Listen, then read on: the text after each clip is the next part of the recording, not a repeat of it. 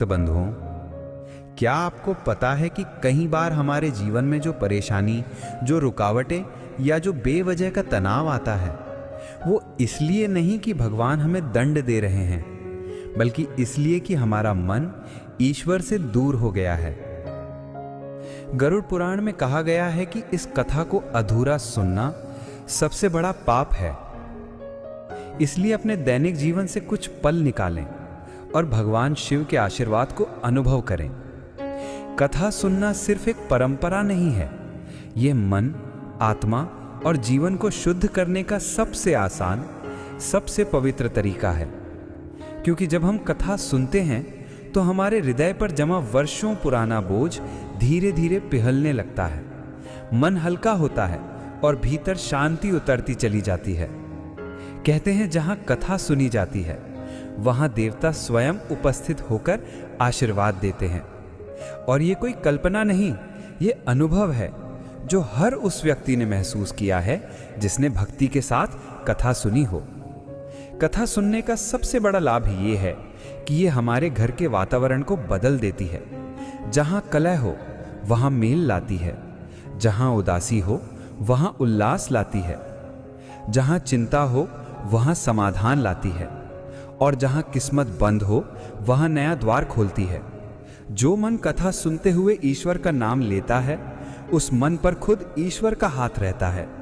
ऐसे व्यक्ति के जीवन में धीरे धीरे समस्याएं हटने लगती हैं, कर्ज से मुक्ति मिलती है, रिश्तों में मिठास आती है और घर में सुख समृद्धि का प्रवाह बढ़ जाता है। और भक्तों, भगवान की एक और अद्भुत लीला है। कथा सुनने वाले की परीक्षा भी होती है। ईश्वर देखते हैं कि कौन भक्त सिर्फ अपनी मनोकामना के लिए भक्ति करता है और कौन भक्त बिना किसी स्वार्थ के सिर्फ प्रेम और विश्वास से उनका नाम लेता है। उन्हीं भक्तों की सुनवाई सबसे पहले होती है। उन्हीं घरों में चमत्कार उतरते हैं। उन्हीं परिवारों में धन, शांति और सौभाग्य का प्रवाह स्थायी हो जाता है। और आज जो कथा आप सुनने जा रहे हैं वो सिर्फ एक कहानी नहीं है, ये भगवान की वो लीला है जो साबित करती है कि भक्ति कभी व्यर्थ नहीं जाती। एक दिन यही भक्ति जीवन की सबसे बड़ी ताकत बनकर लौटती है। तो भक्त बंधुओं, अगर आपका मन भटका हुआ है, घर में क्लेश है, काम में बाधाएं हैं या किस्मत जैसे थम सी गई हो, तो बस इस कथा को अंत तक सुनिए, क्योंकि हो सकता है आज की यही कथा आपके जीवन की दिशा बदल दे। हो सकता है यही कथा आपके घर में वो रोशनी ले आए जिसके लिए आप वर्षों से प्रतीक्षा कर रहे थे। तो तैयार हो जाइए, दिल को शांत कीजिए और खुद को भक्ति की उस धारा में बहने दीजिए जहां से लौटकर हर इंसान हल्का, पवित्र और आशीर्वाद से भरा हो जाता है। एक समय की बात है, प्राचीन भारत के एक राज्य में एक राजा रहता था। नाम था वीर केतु। राजमहल सोने चांदी से चमकता था।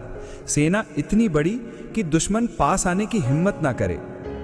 परंतु राजा की एक कमजोरी थी, उसका अहंकार। उसे लगता था कि दुनिया में उससे बड़ा, उससे शक्तिशाली, उससे विद्वान कोई नहीं। यहां तक कि देवताओं को भी वो अपने बराबर ही समझता था। महल के ज्ञानी लोग उसे समझाते थे कि प्रभु की कृपा के बिना कुछ भी संभव नहीं, पर राजा मुस्कुराकर कह देता, मेरी शक्ति ही मेरा ईश्वर है।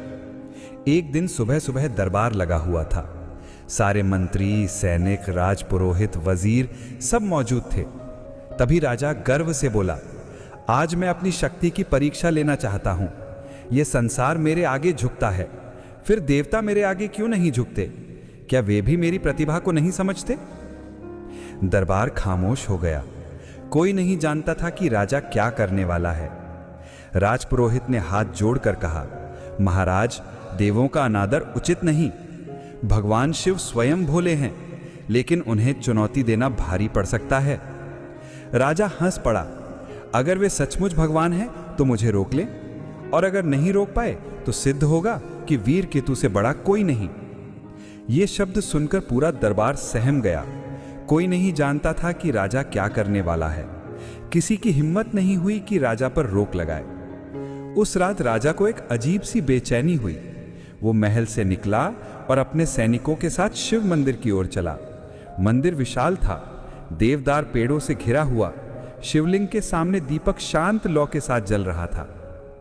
राजा मंदिर में दाखिल हुआ और ऊंची आवाज में बोला, महादेव, सुना है आप त्रिलोक के स्वामी हैं, परंतु मैं देखना चाहता हूं कि आपकी शक्ति मेरे सामने कितनी टिकती है। आज मैं अपने शिवलिंग पर तीर चलाऊंगा। अगर आप भगवान हैं तो खुद को बचा लीजिए, और अगर नहीं बचा पाए तो सिद्ध होगा कि वीर केतु से बड़ा कोई नहीं। राजपुरोहित और ग्रामीण हाथ जोड़कर विनती करने लगे, राजन, ये अपराध मत कीजिए। महादेव काल के भी काल हैं, उनसे उलझना उचित नहीं। लेकिन राजा के कानों में किसी की बात नहीं पहुंची। उसने धनुष उठाया, तीर चढ़ाया और शिवलिंग की ओर निशाना साधा। लोग सहमे हुए थे, कोई रो रहा था, कोई प्रार्थना कर रहा था। तभी अचानक मंदिर के बाहर से धीरे से एक बूढ़ा साधु आया। उसके कपड़े फटे हुए थे, हाथ में एक लकड़ी की छड़ी थी, चेहरे पर अपार शांति और आंखों में अनोखी चमक थी। साधु ने राजा की ओर देखते हुए कहा, राजन, क्रोध और अहंकार मनुष्य को अंधा कर देते हैं। ईश्वर को चुनौती देकर कोई भी मनुष्य जीत नहीं सकता। तीर चलाने से पहले एक बार सोचो, तुम क्या कर रहे हो। राजा गुर्राया, तू कौन होता है मुझे रोकने वाला? मैं राजा हूं और मैं किसी की नहीं सुनता। साधु मुस्कुराया, छोड़ो राजन, तीर चलाओ, लेकिन उसके परिणाम तुमको ही भुगतने पड़ेंगे। राजा ने तीर खींचा, पूरा मंदिर कांप उठा, पर उसी क्षण राजा का हाथ अचानक दुखने लगा, जैसे तीर भारी होता जाए। वह तीर छोड़ ना पाया और ना ही हाथ स्थिर रख पाया। तीर हाथ से छूटा और जमीन पर गिरकर टूट गया। राजा चौंक गया। ये कैसे हुआ? राजा चिल्लाया। साधु शांत स्वर में बोला, जिसे तुम पत्थर का टुकड़ा समझ रहे थे, वो तुम्हारे भीतर से अहंकार हटाने की शक्ति रखता है।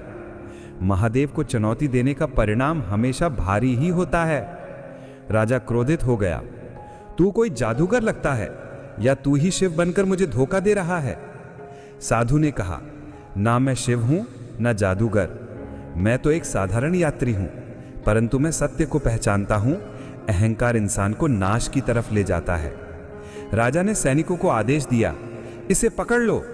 पर जैसे ही सैनिक साधु के करीब पहुंचे, एक तेज प्रकाश फैला और साधु अदृश्य हो गया। मंदिर की घंटियां अपने आप बजने लगी। वातावरण में अजीब सा कंपन फैल गया। राजा घबरा गया। उसने पहली बार अपने भीतर डर महसूस किया। वो भागकर बाहर जाने लगा। तभी मंदिर की दीवारें हल्की सी चमकी। कोई आवाज नहीं, कोई आकृति नहीं, बस हवा में एक दिव्य शांति। राजा ने तीर उठाया और फिर से निशाना साधना चाहा, पर उसका हाथ कांप रहा था। उसके भीतर कुछ टूट रहा था, अहंकार का पहाड़। राजपुरोहित ने धीरे से कहा, राजन, जो साधु अभी दिखे वो सामान्य व्यक्ति नहीं थे। ये सब भगवान की लीला है, वो तुम्हें समझाना चाहते हैं। राजा पहली बार चुप था। उसकी आंखों में हठ और शक्ति का घमंड कम होने लगा था। उसका मन भारी हो गया। उसने अपनी सेना को वापस बुलाया और अकेले ही मंदिर के बाहर एक पत्थर पर बैठ गया। रात के सन्नाटे में वो सोचता रहा कि क्या सचमुच कोई अदृश्य शक्ति है? क्या भगवान को चुनौती देना गलती थी? उस साधु की आंखों में जो शांति थी वो किसी सामान्य मनुष्य की नहीं हो सकती। उधर देवलोक में भगवान शिव मंद मंद मुस्कुरा रहे थे। पार्वती ने पूछा, महादेव, आपने उस राजा की परीक्षा क्यों ली? शिव बोले, क्योंकि यदि अहंकार को समय रहते नहीं तोड़ा जाए तो वो मनुष्य को विनाश की ओर ले जाता है। मैं उसे दंड नहीं देना चाहता, केवल सही मार्ग दिखाना चाहता हूं। पार्वती ने कहा, तो क्या वो समझ जाएगा? शिव ने उत्तर दिया, हां, पर उसकी परीक्षा अभी पूरी नहीं हुई। उधर पृथ्वी पर राजा रात भर मंदिर के पास बैठा रहा। अचानक उसे लगा मानो किसी ने उसका नाम पुकारा हो। वीर केतु। उसने आसपास देखा, कोई नहीं था। फिर वही आवाज, राजन, तुमने भगवान को चुनौती दी, पर भगवान ने तुम्हें बचाया। ये उनकी करुणा है, कमजोरी नहीं। राजा के शरीर में सिहरन दौड़ गई। उसने कांपती आवाज में कहा, कौन कौन बोल रहा है? हल्की सी हवा मंदिर से बाहर निकली। दीपक की लौ ऊंची हो गई। राजा ने महसूस किया कि कोई अदृश्य शक्ति उसके पास खड़ी है। उसने डरते हुए कहा, मैंने गलती की, मुझे क्षमा करें। परंतु अभी भी शिव प्रकट नहीं हुए थे, क्योंकि यह केवल शुरुआत थी। राजा का दिल अभी पूरी तरह नहीं पिघला था। उसे बदलने के लिए अभी और घटनाएं घटने वाली थीं। राजा बीरकेतु सारी रात मंदिर के बाहर बैठा रहा। नींद उसे आई नहीं, लेकिन बेचैनी जरूर आई, जैसे कोई उसका मन बार बार झकझोर रहा हो। वो खुद समझ नहीं पा रहा था कि क्यों, लेकिन जिस साधु ने उसे रोका था, उसकी शांत आंखें अब भी उसके मन में घूम रही थीं। वो पहली बार खुद को कमजोर महसूस कर रहा था, जैसे कोई भारी बोझ उसके भीतर जमा हो गया हो। सूरज धीरे धीरे उगा, मंदिर की घंटियां अपने आप बज उठीं और हवा में चंदन की खुशबू फैल गई। सुबह होते ही गांव के लोग पूजा करने आए और राजा को मंदिर के बाहर बैठा देख पहले तो डर गए कि कहीं वो फिर कोई अनर्थ ना कर दे। पर राजा अब अलग लग रहा था, थका हुआ, गहरे विचारों में डूबा हुआ। राजपुरोहित उसके पास आए और बोले, महाराज, रात भर यहीं बैठे थे? राजा बोला, हाँ, मेरे भीतर कुछ है जो समझ नहीं आ रहा। मैं राजा हूं, पर कल रात मुझे लगा जैसे मैं बहुत छोटा हूं। राजपुरोहित मुस्कुराए, महाराज, यही तो ईश्वर की कृपा है। विनम्रता का जन्म अहंकार का अंत है। राजा ने उनकी तरफ देखा, लेकिन मुझे अभी भी समझ नहीं आया कि वो साधु कौन था। इतने तेज प्रकाश में गायब कैसे हो गया? क्या वो सच में शिव थे? राजपुरोहित धीरे से बोले, महादेव तो स्वयं नहीं आते, पर उनकी इच्छा से कोई भी रूप ले सकता है। शायद वो साधु आपकी परीक्षा था। राजा विचारों में डूब गया। तभी मंदिर के पुजारी ने राजा को प्रसाद दिया। राजा ने पहली बार हाथ जोड़कर उसे स्वीकार किया।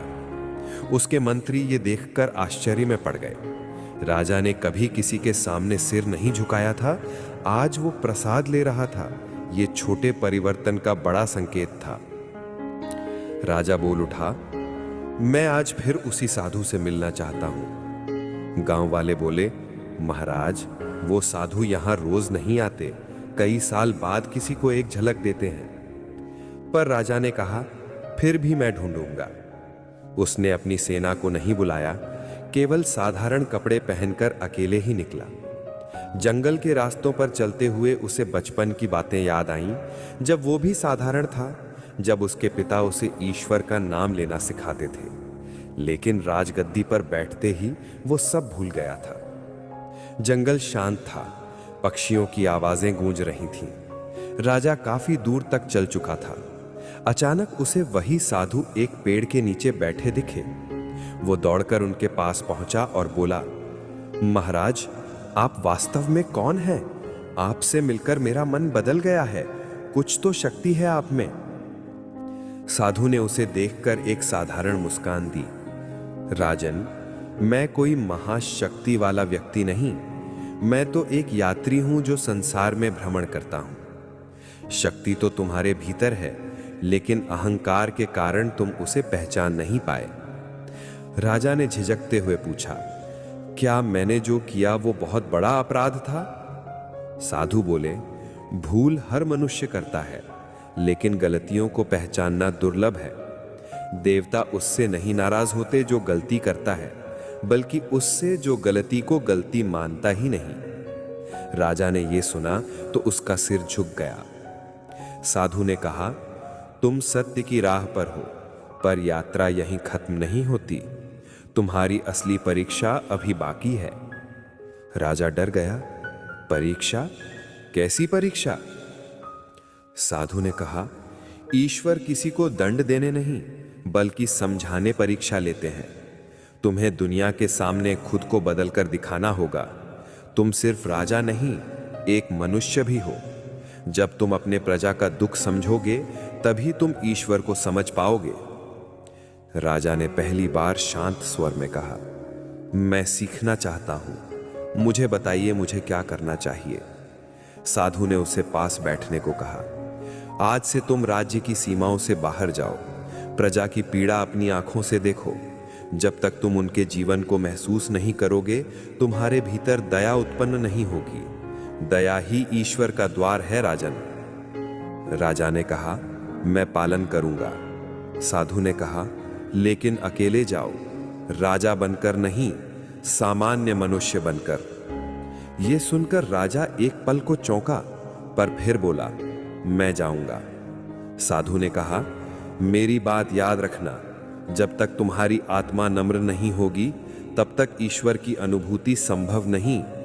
साधु धीरे धीरे आंखें बंद करके ध्यान में बैठ गए। वो उन्हें देखता ही रह गया। ऐसा लगता था जैसे वो साधु धड़कते हुए संसार का हिस्सा ही ना हो, किसी और लोक से आए हों। वो बिना कुछ कहे वापस चल पड़ा। राजा महल लौटकर सीधे कपड़े बदलने लगा। सैनिक हैरान हो गए। एक सैनिक ने पूछा, महाराज किसी यात्रा पर जा रहे हैं क्या? राजा ने कहा, हाँ, लेकिन राजा के रूप में नहीं, एक सामान्य मनुष्य बनकर। मेरे लौटने तक राज्य की जिम्मेदारी मंत्रीगण संभालेंगे। सारे दरबारी दंग रह गए। वे आपस में कानाफूसी करने लगे। तुमने देखा, राजा बदल गए हैं। ऐसा राजा पहले कभी नहीं देखा। राजा ने रथ नहीं लिया, सेना नहीं ली, केवल एक छोटा सा थैला और साधारण वस्त्र पहने वह निकल पड़ा। प्रजा उसे पहचान नहीं पाई। वह गांव में घूमता रहा, लोगों की तकलीफें सुनता रहा। एक गांव था जहां पानी की भारी कमी थी। महिलाएं 10-10 कोस दूर से पानी लाती थीं। एक बुजुर्ग महिला ने उसे बताया, बेटा, राजा को हमारे दुख का पता ही नहीं।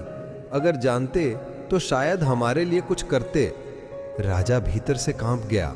उसने पूछा, क्या राजा कभी यहां आए? महिला बोली, नहीं बेटा, राजा को क्या जरूरत, उनके पास सब है, उन्हें हमारे दुख क्या दिखेंगे। राजा मौन हो गया। उसे लगा जैसे कोई कांटा उसके हृदय में चुभ गया हो। वह जाने लगा। तभी एक बच्चा उसके पास आया और बोला, काका, तुम तो अच्छे लगते हो, हमारे राजा जैसे मत बनना, वो तो हमें कभी देखने भी नहीं आते। राजा के कदम रुक गए। उसकी आंखें भर आईं। बच्चे के शब्द उसके दिल में तीर की तरह चुभ गए। वह आगे बढ़ा। एक और गांव पहुंचा जहां किसान कर्ज में डूबे थे। कोई अपनी जमीन बेचने को मजबूर था, कोई अपने पशु। एक किसान बोला, राजा तक हमारी बात पहुंचती ही नहीं।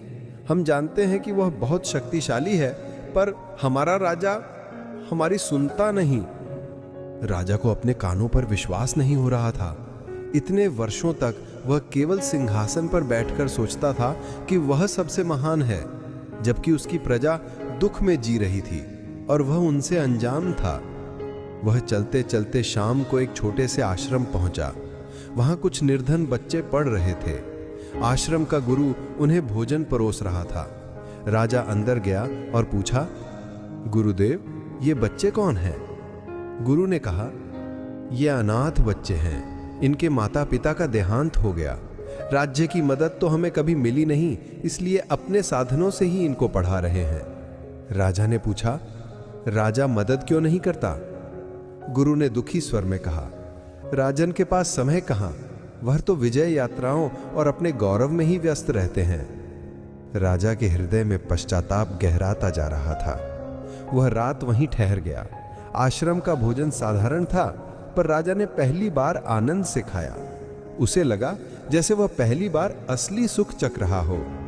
रात को लेटते हुए उसने सोचा, मैंने वर्षों तक अपने महल को ही संसार समझ लिया था। मैं राजा था, पर प्रजा का दुख न समझ सका।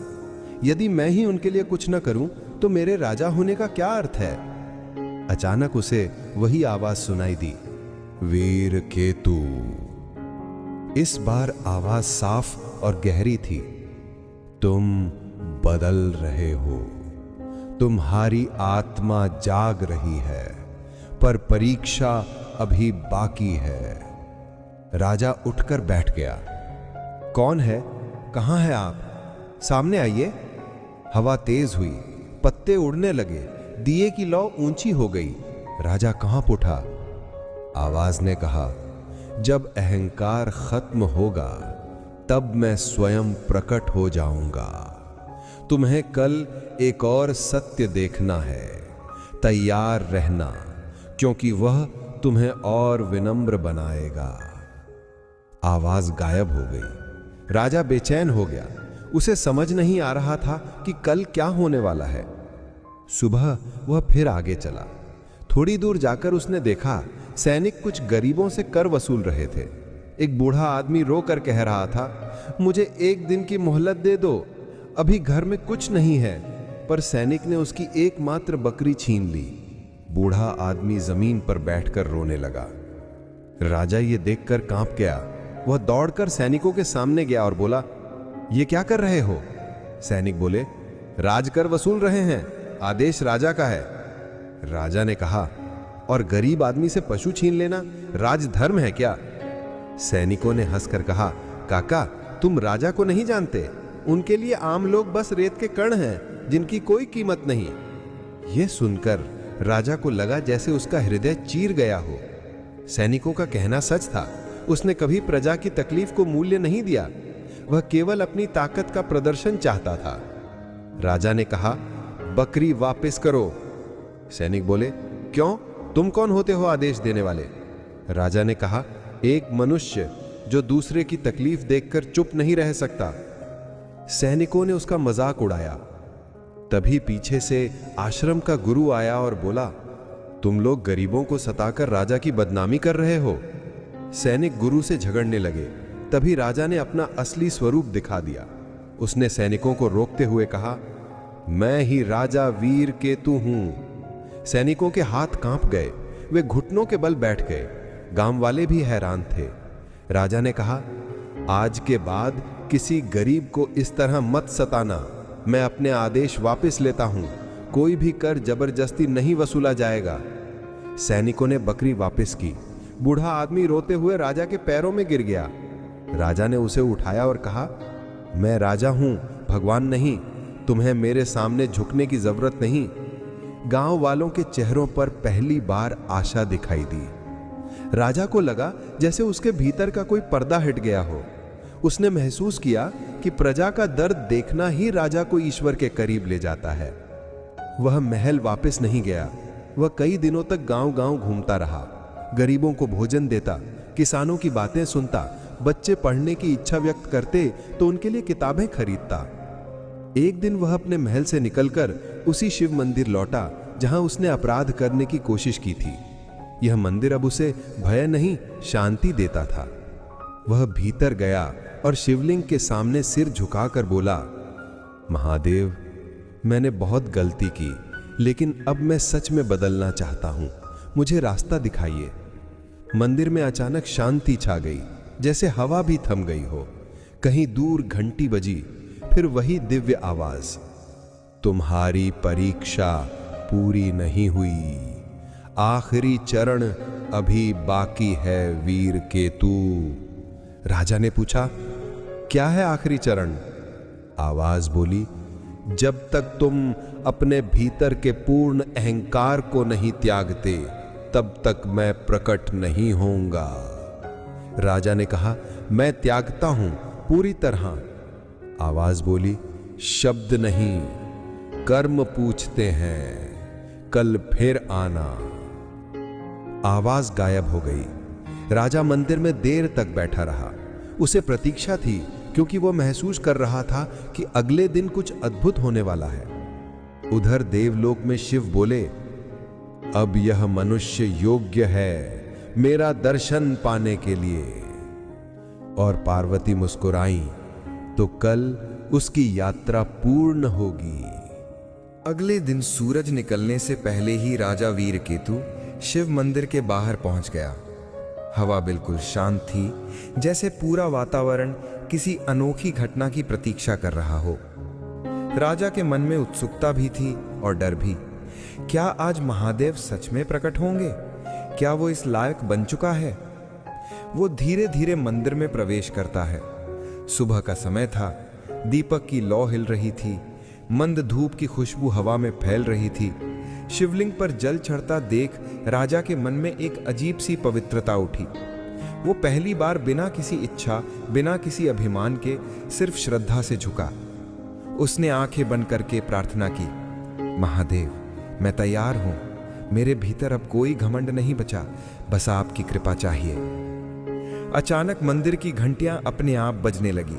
हवा तेज हुई। दिया बुझा नहीं, बल्कि उसकी लौ और ऊंची उठ गई। राजा घबरा गया, पर उसके मन में डर नहीं था, सिर्फ आश्चर्य था। भीतर से वही दिव्य आवाज गूंजी, वीर केतु, आज तुम्हारी अंतिम परीक्षा है। राजा ने धीरे से कहा, आदेश दीजिए महादेव। आवाज बोली, आज तुम्हें अपने जीवन का सबसे कठिन निर्णय लेना होगा, जिसके आधार पर तय होगा कि तुम दर्शन के योग्य हो या नहीं। राजा घबरा गया, कौन सा निर्णय? अचानक जमीन थोड़ी कांपी, मंदिर का दरवाजा अपने आप बंद हो गया, भीतर का प्रकाश और तेज हो गया। फिर आवाज आई, अपने राज्य की रक्षा करने का अवसर तुम्हें आज ही मिलेगा, पर इस अवसर में तुम्हें अपने प्राणों की भी आहुति देनी पड़ सकती है। क्या तुम तैयार हो? राजा ने बिना सोचे कह दिया, हां महादेव, अगर मेरी मृत्यु से मेरे राज्य और मेरी प्रजा की रक्षा होती है तो मैं तैयार हूं। यही सुनना था कि मंदिर में अद्भुत शांति छा गई, जैसे सारी सृष्टि एक पल के लिए स्थिर हो गई हो। तभी शिवलिंग पर गिरता जल अचानक चमकने लगा और उस चमक से एक तेज प्रकाश का गोला उठा। राजा स्तब्ध रह गया। प्रकाश का गोला धीरे धीरे आकार लेने लगा। पहले त्रिशूल दिखाई दिया, फिर जटाएं, फिर नीली कांति वाला दिव्य स्वरूप और अंत में पूरा का पूरा तेजस्वी रूप प्रकट हुआ। वो कोई और नहीं, स्वयं भगवान महादेव थे। राजा देखते ही विस्मित हो गया, उसकी सांसें रुक गई, उसके पैरों से शक्ति चली गई। वो वहीं घुटनों के बल गिर पड़ा और बोला, महादेव, मैं धन्य हो गया, मुझे दर्शन दे दिया आपने। महादेव मुस्कुराए। उनकी वो मुस्कान इतनी दिव्य थी कि राजा रो पड़ा। महादेव बोले, वीर केतु, तुम्हारा हृदय अब शुद्ध हो चुका है, अहंकार पूरी तरह मिट चुका है। तुमने अपनी प्रजा के लिए सच्ची करुणा महसूस की, इसीलिए तुम मेरे दर्शन के अधिकारी हुए। राजा रोते हुए बोला, प्रभु, मैंने बहुत पाप किए, बहुत गलतियां की, क्या आप मुझे क्षमा करेंगे? महादेव बोले, मनुष्य की पहचान उसके पापों से नहीं बल्कि उसके परिवर्तन से होती है, और तुमने खुद को बदला है, इसीलिए तुम क्षमा के योग्य हो। राजा ने सिर झुका दिया। शिव आगे बोले, तुम्हारी अंतिम परीक्षा भी बाकी है। अपने राज्य की सीमा पर एक बड़ा संकट आने वाला है। कुछ दुष्ट लोग तुम्हारे राज्य पर हमला करने की तैयारी में हैं। यदि तुम वहां नहीं गए तो हजारों लोग संकट में आ जाएंगे। ये समय है तुम्हारे नए रूप की पहली परीक्षा का। राजा ने तुरंत कहा, मैं तैयार हूं प्रभु, अपने प्राण देकर भी राज्य की रक्षा करूंगा। शिव बोले, यही तुम्हारी विजय है। पहले तुम राज्य को अपना अधिकार मानते थे, अब उसे अपनी जिम्मेदारी समझते हो। इतना कहकर शिव ने अपना त्रिशूल उठाया, उससे एक चमक निकली और राजा के हृदय पर पड़ी। राजा के शरीर में एक अद्भुत शक्ति दौड़ गई, जैसे उसकी आत्मा जाग उठी हो। शिव बोले, ये तुम्हें सुरक्षा नहीं देगी बल्कि सही निर्णय लेने की शक्ति देगी। याद रखना, राजा तलवार से नहीं, न्याय से महान बनता है। राजा ने कहा, आदेश दीजिए, तुरंत युद्ध स्थल जाऊं। शिव बोले, जाओ और धर्म की रक्षा करो। प्रकाश का गोला फिर उठा और शिव उसी प्रकाश में विलीन हो गए। मंदिर फिर शांत हो गया। राजा बाहर निकला तो उसका चेहरा बदल चुका था। उसमें अब गुरूर की जगह तेज था, डर की जगह आत्मविश्वास, कमजोरी की जगह धर्म का बल। वो तेजी से अपने राज्य की सीमा की ओर भागा। वहां जाकर देखा, कुछ दुष्ट सेनाएं गांव में प्रवेश करने की कोशिश कर रही थी। सैनिकों को भी इसकी खबर नहीं मिली थी। राजा ने अकेले ही उनके सामने खड़े होकर कहा, जो प्रजा मेरी है वो तुम्हारे भय से नहीं डर सकती। जो इस भूमि पर गलत इरादा लेकर आया वो वापस नहीं जाएगा। दुष्ट सेना के सेनापति ने हंसकर कहा, तुम अकेले हो, क्या कर लोगे? राजा ने कहा, मैं अकेला नहीं, महादेव की कृपा मेरे साथ है। उनकी हंसी रुक गई। उन्होंने हमला कर दिया। राज ने प्रतिकार किया। पहले वही राजा था जो तिलक ना बिगड़ने तक लड़ता था, आज वो प्रजा को बचाने के लिए अपना प्राण लगाने को तैयार खड़ा था। कड़ी लड़ाई हुई, राजा घायल भी हुआ पर पीछे नहीं हटा। उसके भीतर शिव द्वारा दी गई शक्ति धड़क रही थी। कुछ देर बाद उसकी सेना भी वहां पहुंच गई। सैनिकों ने राजा की वीरता देखकर जोश में आकर कहा, महाराज, आपने अकेले पूरी सेना रोक दी। राजा ने कहा, मैं महाराज नहीं, मैं आप सबका सेवक हूं। राज्य हमारा है, इसे बचाना हम सबका कर्तव्य है। ये सुनकर सैनिकों की आंखें भर आई। वो दिन था जब राजा और सैनिकों ने मिलकर उन दुष्टों को भागने पर मजबूर कर दिया। राज्य की सीमा फिर सुरक्षित हो गई। राजा उसी शाम मंदिर लौटा और शिवलिंग के सामने बैठकर बोला, प्रभु, आपकी कृपा से आज राज्य बच गया। उसी क्षण हवा चली, जैसे कोई अदृश्य हाथ राजा के सिर पर आशीर्वाद दे रहा हो।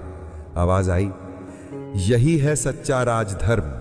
अब तुम एक न्यायप्रिय राजा हो चुके हो वीर केतु।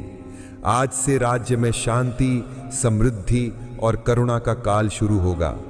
राजा ने हाथ जोड़कर कहा, महादेव, मैं जैसे कहते हैं मैं वैसे ही करूंगा। मेरे राज्य में कोई भूखा ना रहे, कोई दुखी ना रहे, कोई उत्पीड़ित ना मिले, यही मेरा प्रण है। आवाज बोली, और यही तुम्हें ईश्वर के सबसे करीब लाता है।